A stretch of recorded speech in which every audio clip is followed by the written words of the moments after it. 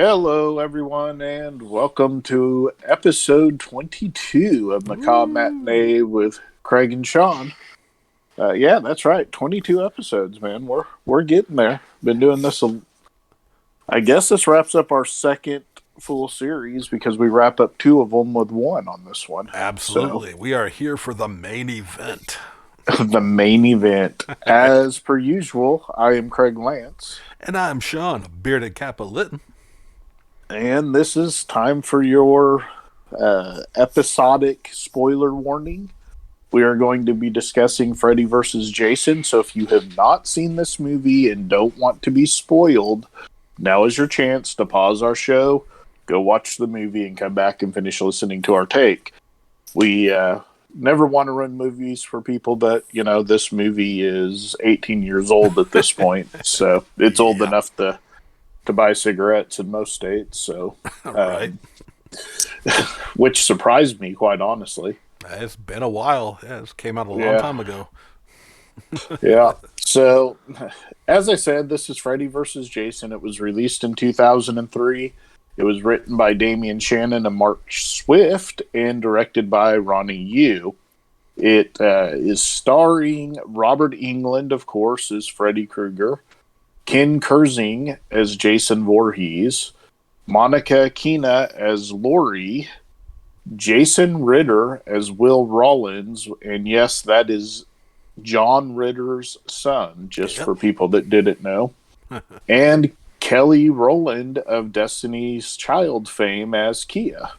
Indeed. So I put her in. She doesn't, I mean, she has a pretty decent sized role in the movie, but I wouldn't Yeah. say she's necessarily one of the stars, but I put her in there because of who she is. Oh, absolutely. So, uh, the story begins with kind of a retelling of Freddy's backstory, and Freddy has now been forgotten in the land of Springwood, Ohio, and therefore he has lost his powers and cannot return. So he comes up with this plan and begins searching the bowels of hell. He finally finds a being who can help him return. The problem is it's Jason Voorhees, and he's in hell as well. So Freddy poses as Mrs. Voorhees and convinces Jason that he should come back from the dead and that he has just been sleeping, so it's really not a big deal. Just wake up. Yeah. Yeah. And yeah, just, you can do it. It's a what, power I gave you, it's what Jason does, really. really. And he also tells Jason that he needs him to go to Springwood, Ohio and kill some kids on Elm Street because Mama said so.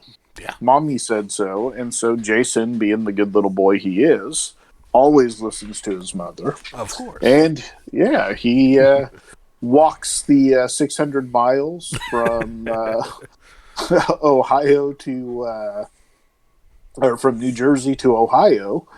And he just happens to find a party that's happening at what used to be Nancy's home. Right. And this is where we meet the victims for the first time. As the kids get drunk and start breaking the Jason moral code, he enters the house and soon kills one of the kids in a very epic way, I will also say. Oh, yeah. And when the other kids find the body, they take off running into the road, screaming, as you are apt to do when you find a dead body that has leaked so much blood you are standing in it. They find help from a local cop. Once at the police station, Lori starts piecing together that the cops are hiding something from the kids. She picks up the name Freddy from one of the cops, and as she realizes his name, she falls asleep. A weakened Freddy uses the dream to scare her so that she will spread the word about him. In the meantime, we find that Will, Laurie's ex-boyfriend, is in an institution with his friend Mark, and Will catches a glimpse of the crime scene at Laurie's house on the news and convinces Mark to help him escape. Laurie continues having dreams about Freddy, and soon her friends and the entire school are all abuzz about Freddy, and he is slowly regaining his power. The school kids, not the school, but the kids that go there, decide to have a rave in a cornfield, which seems to be a pretty normal thing when you've got a killer running around. I mean, it's just what you do. Yeah. So at the party, Will meets up with Lori and begins explaining what has been going on. And as he's doing this, Freddy's legend has begun to grow amongst the other kids, but Jason decides to crash the rave. And since they're survivors, after Jason destroys, I think I counted 10 kids he killed at the rave or something of that nature. At least. He had so much fun just unleashing on these kids. And most of the time he was on fire. Which is impressive. Yeah. And the fire gets put out with beer, so that was pretty impressive too. Absolutely. Best rave ever. Right. He got lit on fire using Everclear and used the beer to put him out. So, So, since there are survivors that are eyewitnesses to Jason, Freddy once again starts to lose a little bit of power. The kids aren't scared of him, but are rather scared of the hockey mask killer. And once Jason starts stealing Freddy's kills, Freddy decides it's time to deal with Jason. Because no one can kill the Springfield kids other than Freddy unless he wants Jason to, but the problem is Jason's an unstoppable killer. So a little too good at his job. Yeah, Freddy didn't really think this through real well. So the kids with one of the local cops, well, it's actually the cop that saved them earlier, piece together that there are two killers, and they devise a plan to match them up against each other and let the two killers take each other out, somehow using the water and fire against each other. Because, a thing that has to be. So, first things first, they decide they have to break into the institution that Will and Mark escaped from and steal the dream suppressant medicine that they've been taking. I forget what it's called. I had it noted down and forgot to write it down. It is Hypnosil. Yeah, Hypnosil, the experimental drug. Yeah, which is a reference. We'll get into that later after the break. Yeah. And once they are at the Institute, and apparently there's one security guard working there that is taken out pretty quickly. I guess at night they don't have anybody watching the kids or the people at the Institute. Whatever. I don't know. They gotta go home, right? I mean, nothing happens at night. Yeah, it's kind of like Halloween Part 2 where there's two people on shift at the entire hospital. Right. So, they separate as kids are apt to do, and this allows Freddy and Jason to start doing the things they do, which is torment and kill kids. So Freddy decides to take over one of the kids, who pours the Hypnosil down the drain, and then loads up on tranquilizers and drugs Jason, knocking him unconscious, in which Jason responds with slashing the dude in half. Yeah, he did. Jason is now stuck in Freddy's world because he's tranquilized, and he doesn't really understand the rules at first because, he's Jason, and really what he understands is punch, slash, kill. Yeah. And so he's beaten pretty handedly at first by Freddy, but kind of makes a comeback for a minute, and then Freddy learns of Jason's fear of water, which is a brand new thing for this movie. Plot devices. Never mind hundreds of hours of movie history. We gotta do something here, right? Well, we had to explain the whole, water versus fire thing, So, yeah. So Freddy uses the water, which somehow turns Jason into a crying little boy version of himself. But okay, whatever. Yeah. And as the two fight, the kids load a sleeping Jason into the van and head the 600 miles to New Jersey in a single night. Yeah.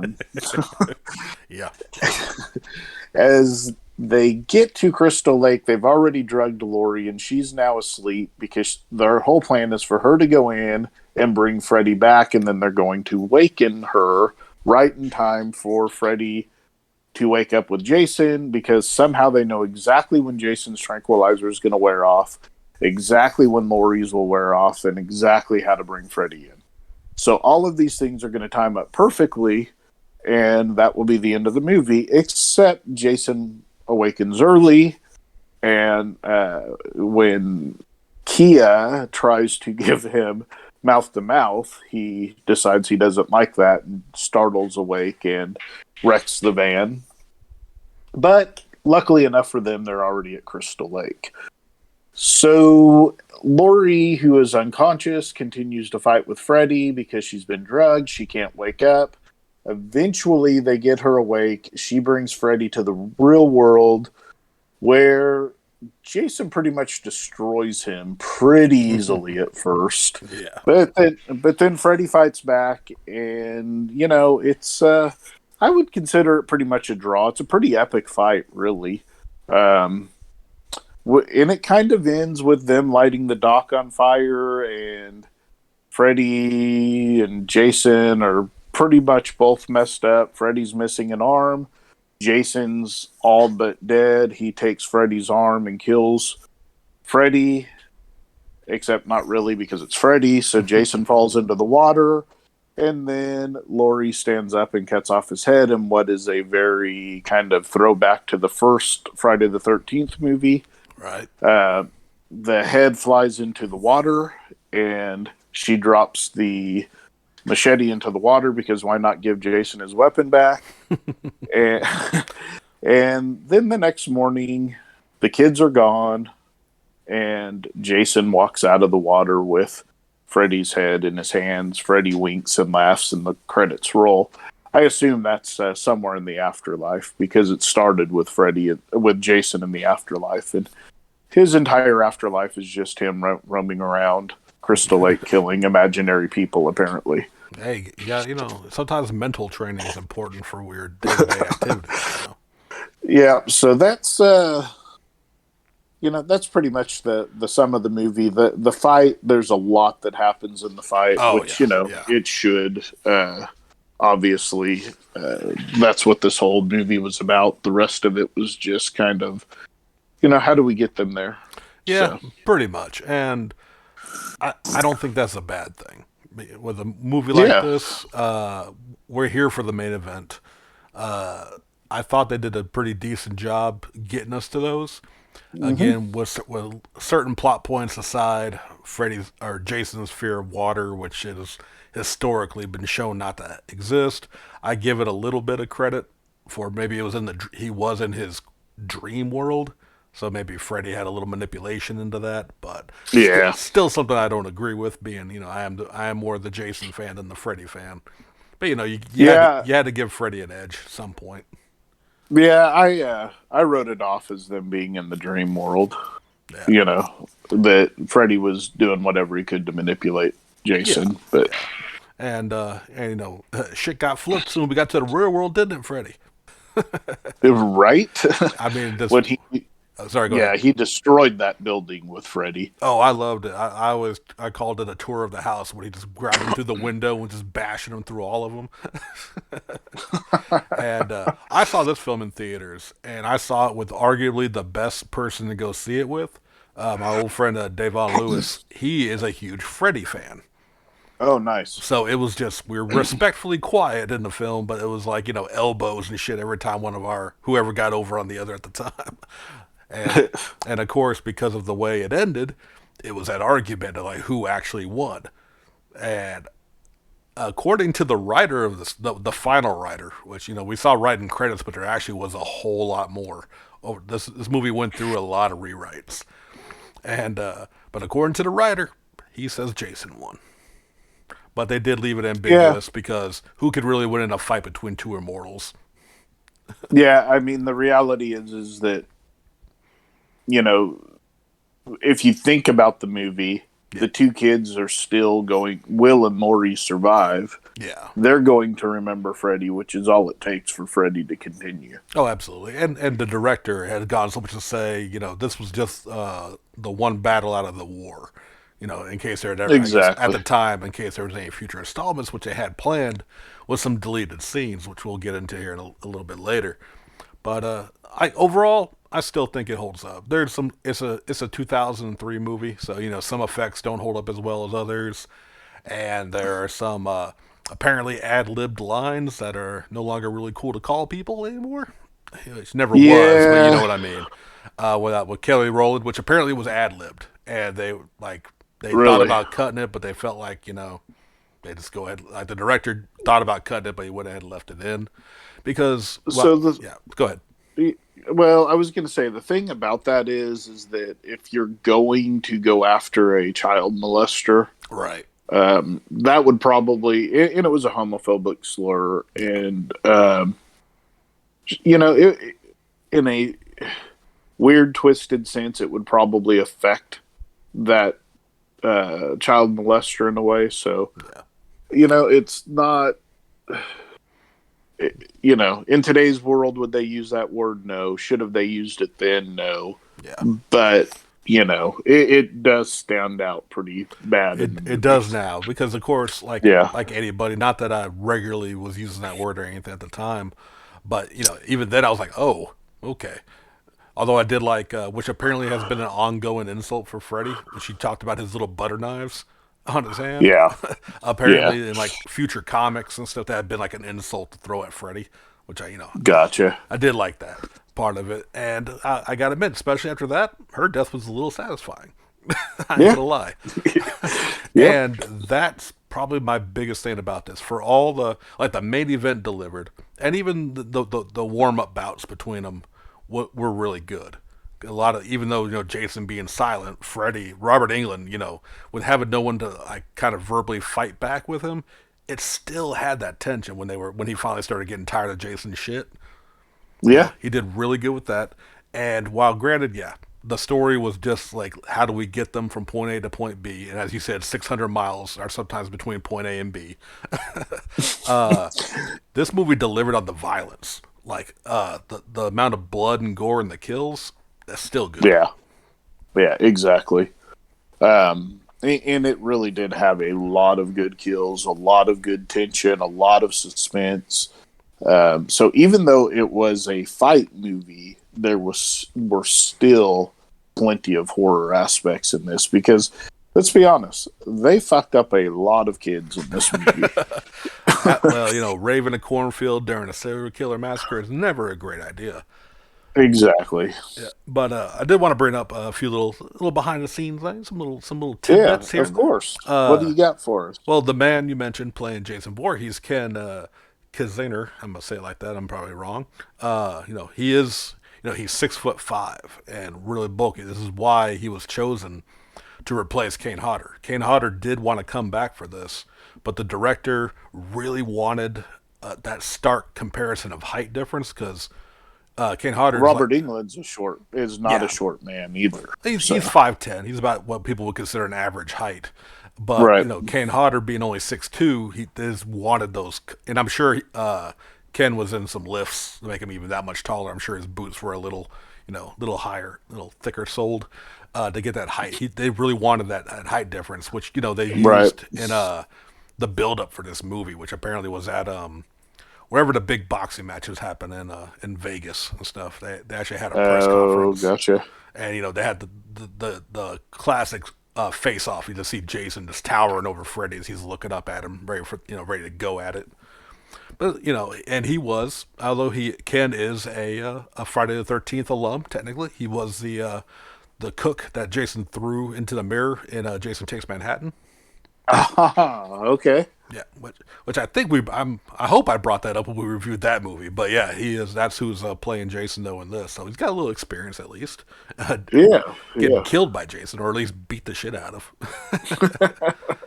A lot of, like I said, there was a lot of script rewrites. A lot of this movie's been trying to be made since I want to say what was it, like Dream Child and Yeah. They.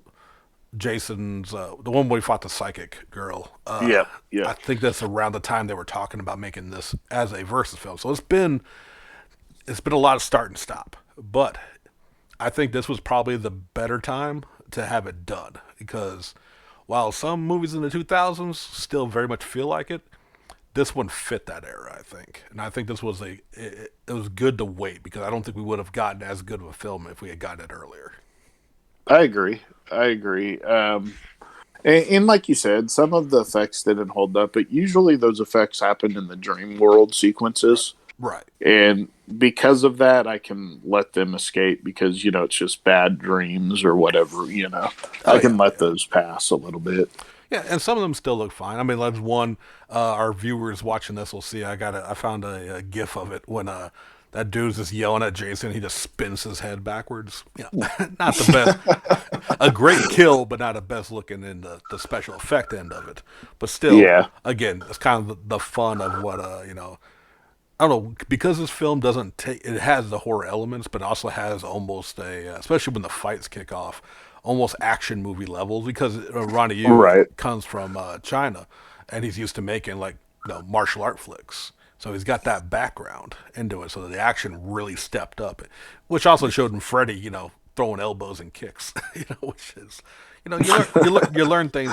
I'll take it. He learned it from the Karate Kid that he fought when he was invisible in the Dream Master. Yeah, I guess if you do it enough in your dream world, you can come back and do it in the real world. I don't know. Absolutely.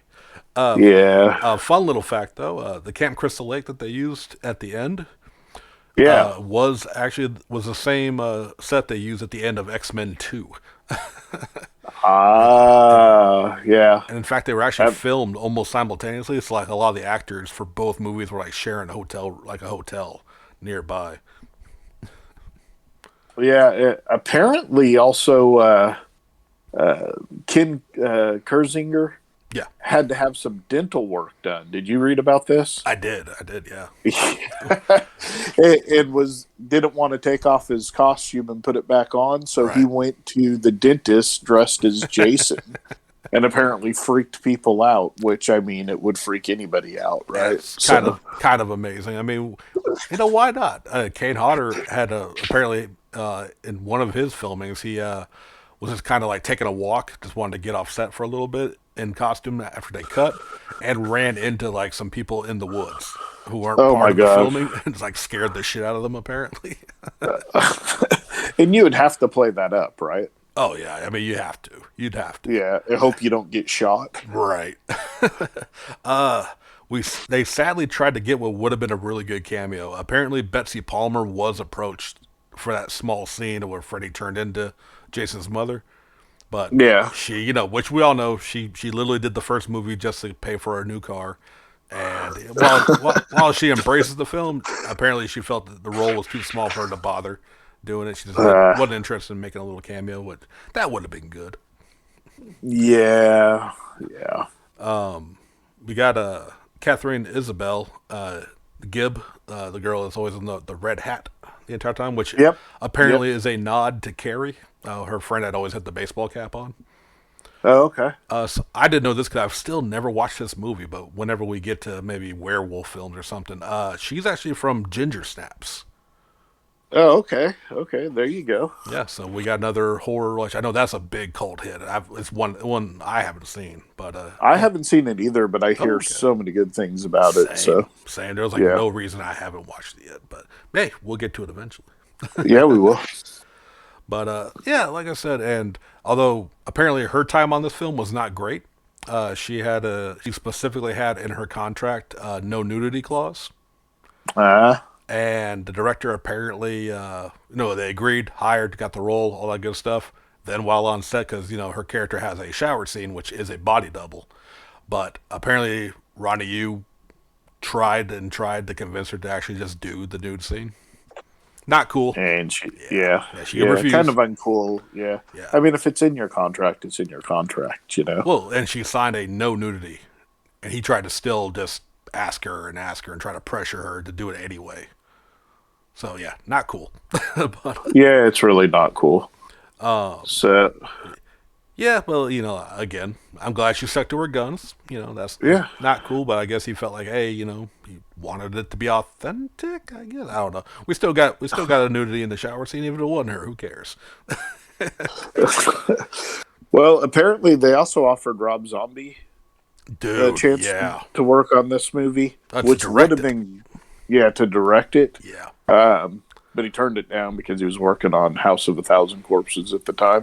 Yeah. So, we wouldn't have got that series had he done it. But on the other hand, it probably would have been kind of cool to see what Rob Zombie would have done with this franchise. I would that yeah, because that's another one of those great what ifs, like what could he have done with a versus film? I think that could have been very interesting. It would definitely, I think it would have definitely gone leaned to more horror than action, which could still have worked. And Yeah, I just think that he's a little bit better in the grindhouse style right, than in this slasher style. So eh, I think he does better sticking to that personally, yeah, because that's fair. based on what he did with Halloween, Right. kind of glad that he ended up not doing it in a way. But Yep. And then another familiar name was actually tossed around, or at least approached about directing, which this one is even more like, wow, what would they have done? Is Peter Jackson. well, and that makes a lot of sense because a lot of people don't know Peter Jackson did kind of get his feet in horror. Oh, absolutely. Yeah, And it's like, wow, by 2000s, he was already, that's already Lord of the Rings territory. You kind of that's wonder, right. like, how much of it would he, obviously he would have gone back to his roots, but it's like, yeah, that would have been a very interesting take on this whole versus matchup. And Yeah, so I was just seeing, of course, this takes place before Jason X, but after Jason goes to hell, which right. makes sense No, yeah, and absolutely. kind of gives us how, I but then we still don't know how Jason was captured. Yeah, it doesn't matter. It is what it is. It's plot devices, Craig. Plot Yeah, devices. plot devices. Here's a fun little thing for like horror movie aficionados. Brent Chapman, who played Blake's father, and Yeah, Kyle Lembine, he was Freeberg. They appeared in yeah. Halloween Resurrection, 2002, making Oh, them okay. they're the first actors to ever appear in a Freddy, a Jason, and a Michael Myers film. Oh, wow. So they got the Well, trifecta. well, I guess it helps when you do a twofer, though, right? Right, right. Makes it a little easier, but that's pretty cool. Oh yeah, I thought that was neat. According to Ronnie Yu, there were 300 gallons of blood used in this film.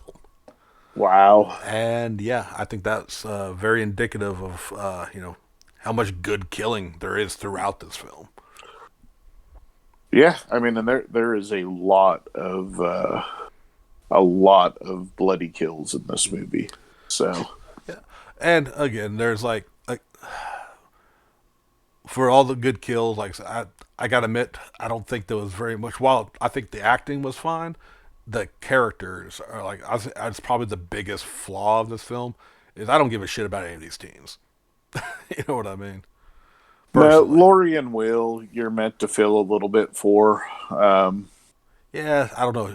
I think she bugged me more than she was supposed to.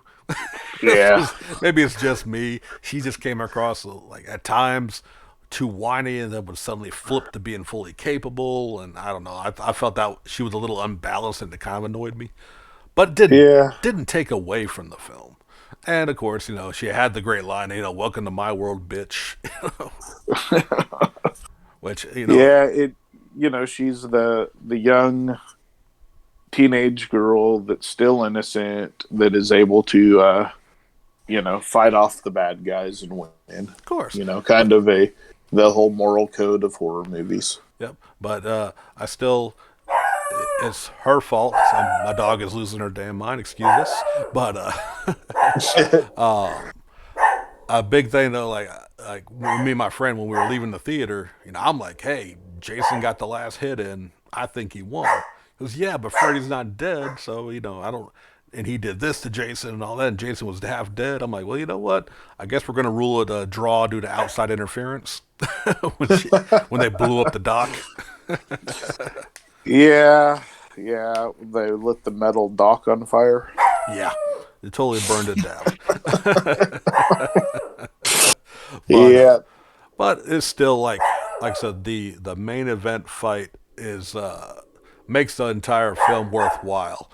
And oh man, like I said, they no Robert England and Ken, because I always say his name. tore it down, and at that end where it's just like, I'm stabbing you with your own machete and I'm shoving your own claw through your chest. you know you Yep.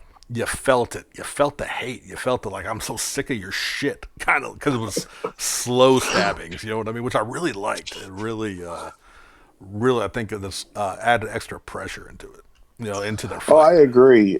Yeah, I mean, at one point, Freddy shoves his claw into Jason's eyes. I mean, it's a pretty epic fight. There's a Oh, whole lot going absolutely. on in this fight, and like you said, you can see as the fight goes on that they wear each other down. Yeah. Um, and Freddy still was kind of powered up a little bit in the real world. Didn't bother me at all because they've kind of shown that before, that he's able to manipulate things in both worlds. Yeah. So didn't bother me too much.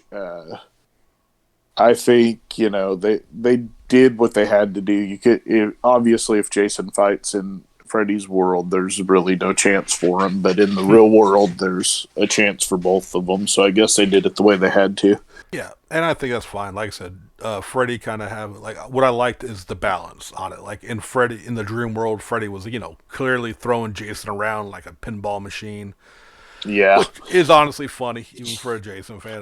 That's yeah, great. But like Jason kept getting up, showing that's right. the unstoppable force that he is. So that even with the bullshit water thing, even in Freddy's world, they showed Jason wasn't gonna is still unstoppable. And then we get to the real world where we do get Jason at first, again, kind of like in the dream. He just wrecks Freddy when he first comes in that real world, which has always been Freddy's downfall.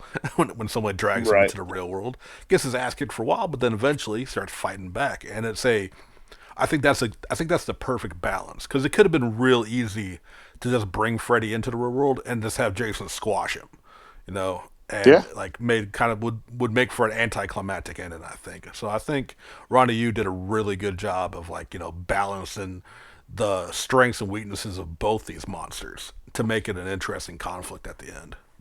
Well, and he did it. He smartly in the that he used the environment around them Yeah, to wound Jason before he ever, once they got back into the hand to hand, right. he had already shown that he had damaged Jason quite a bit. So, at least you had that Jason had been damaged ahead of time.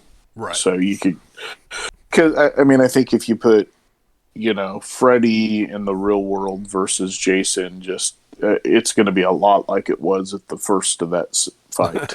Yeah, typically. And like I said, Freddy started fighting smart though. Like he cut off his fingers so he didn't have one hand for the machete. That's right. And attacking ligaments, his eyes. That weird one sequence where he just scraped his mask for some reason. I don't know what that did. Just fucking with him, I guess. But it did show that he was kind of strategic, realized he ain't gonna overpower this monstrosity. So again, had a little intelligence in there. And the other thing I like point out for this movie, rewinding back to the rave, people are like, and this is purely fan. This justifies what we've always figured and always explained. In the in the cornfield when he gets lit on fire, and still kills that one dude, and the other guy is running, and you see him just kind of like bobbing and weaving through the cornfield trying to figure his way out, and you just see the fire trail that is Jason just heading straight. While these people run in a panic, it's like Jason just knows where the cutoff point is. It's straight to him. Yeah, because he's on fire, so it stands out that he's just walking in a straight line while the Right. dude's just freaked out running in zigzag. And that's how he cuts him off. See, it all makes logical sense now. Right? How he just appears randomly in the woods. Yeah, or it's the remake version where he's got tunnels dug out everywhere. Hey, look, man, he can't have tunnels everywhere, bro. Yeah, if he can walk 600 miles in one night, he can dig tunnels under the ground in Springwood too. So See, it all makes sense if you don't think about it too hard. that's right. Which you shouldn't on these horror films. You just got to enjoy them for what they are. If you think about the plot too much, they all kind of come unraveled. And again, most of the plot in this one was strictly to get the two fighting each other. Yeah. And they did a good enough job with that for me to be entertained. Oh, absolutely. I think I counted somewhere around 18 kills, maybe more, depending on how Uh, many he actually killed uh, in the rave scene in the cornfields. IMDb has the official body count at 24. Really? Okay, so Yeah. I missed some apparently. So, and I think all but like two of those are uh, Jason, Yeah. because Jason is the king of kills. Freddy only gets, not counting the flashback in the beginning, Freddy only Yep. kills one person this entire Yeah, film. Mark. Yeah, Yep. he kills Mark and the little girl at the beginning. Yep. That is it. All Yeah. Jason, handling business, my boy, getting done right. Well, Freddy likes to take his time and, you know, kill him slowly, build up the fear that he feeds on. It's true. It's true. Jason doesn't care about any of that. You don't care. Just, yeah, don't have premarital sex or drink or smoke. Absolutely true, So, sir. yeah. So, did you have a favorite kill? Which this was a tough one because, as you mentioned earlier, there's a lot of good kills, Yeah. and a few very satisfying ones. But I still think it just kicks it off so right. The bed kill. The Yeah, that's the one I have too. He brutally stabs that guy like 85 times and then and then folds. yeah, Which folds him backwards in the bed. and It's amazing. I was hoping you picked it too because it makes it even better. Um, that kill almost didn't make the Yeah, film. really. The director actually thought it was too brutal or a little too over the top, but the actors who were the actors were in there, like who were pitching it, not the actors, the writers. Yeah, I'm sorry, were had the idea for it, and he was like, "That's a little too much," and they literally got out on the floor and acted out the whole scene, and convinced him.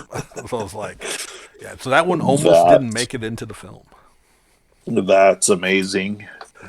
So, is there anything else we need to add, or you think we've covered it, or I mean, I think we did. Again, yeah, quick recap. Enjoy it for the main event. Ignore the human stuff. I would say that for a lot of these kind of versus type films that are out there. It's usually yeah, how it goes, but I'd still say this is one of the more satisfying ones because I agree. even without a clear, decisive winner, it's a damn good main event. The audience was the winner. Yeah, absolutely. So, having said that, where do you grade this? Again, some of the effects don't hold up, and my lack of caring for a lot of the characters stops it from being damn near a perfect film. It's still one I still highly enjoy, even after 18 years. Yep, Yeah, I give it 4 stars.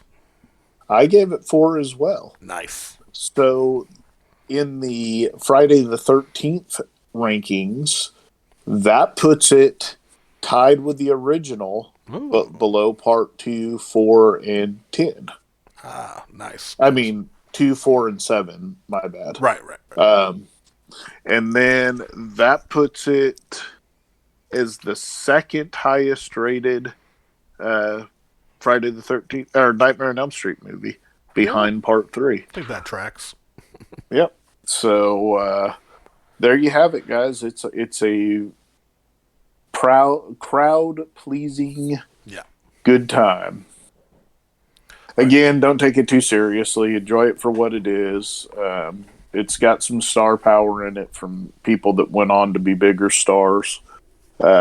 It's got good suspense, good horror, good blood, good kills, unwanted nude scenes, and and a couple of epic fights Yeah. between two Sorry. immortal killers. Sorry. I got to wrap it up quick. Very good film. Yep. Sorry. Got to go. Love y'all. Check it out. Okay. Like, comment, subscribe. We'll catch y'all later. All All right. right. Bye bye. Peace.